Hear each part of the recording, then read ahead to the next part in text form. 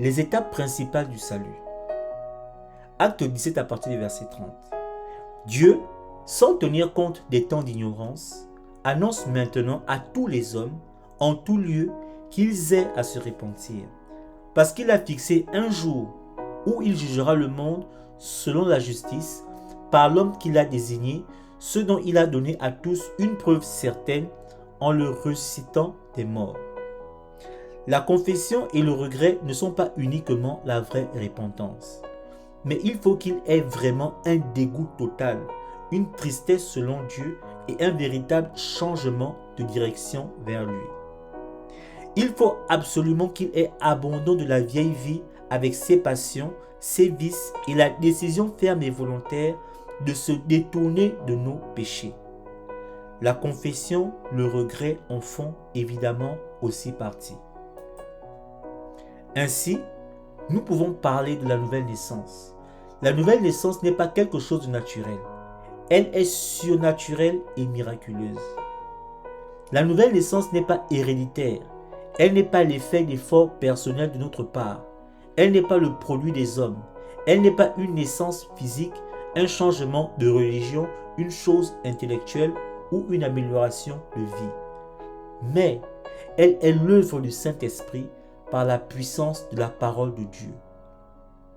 La nouvelle naissance est vraiment une vie qui vient d'une autre vie. Chaque homme naît dans le péché et le péché apporte la mort spirituelle. Dès lors, l'homme doit renaître ou naître de nouveau. Pour naître de nouveau et être sauvé, nous devons prendre part à la vie spirituelle qui vient de Christ. Nous naissons de nouveau quand nous acceptons et recevons Jésus-Christ dans notre cœur par la foi. C'est à ce moment-là que nous devenons de nouvelles créatures. La période suivant immédiatement la naissance est un état critique autant pour une naissance naturelle à l'hôpital que pour la naissance spirituelle du nouveau converti.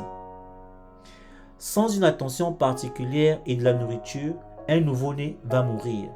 En conséquence, c'est la volonté de Dieu que vous grandissiez dans la grâce et votre croissance spirituelle dépend de votre nourriture spirituelle.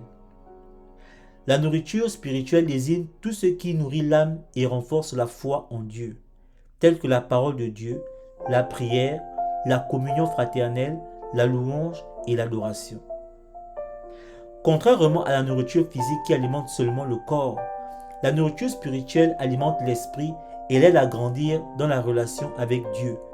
Ceci n'est pas une chose optionnelle.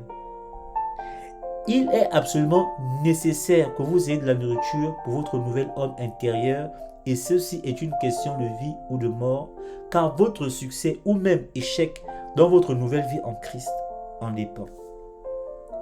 Soyez bénis.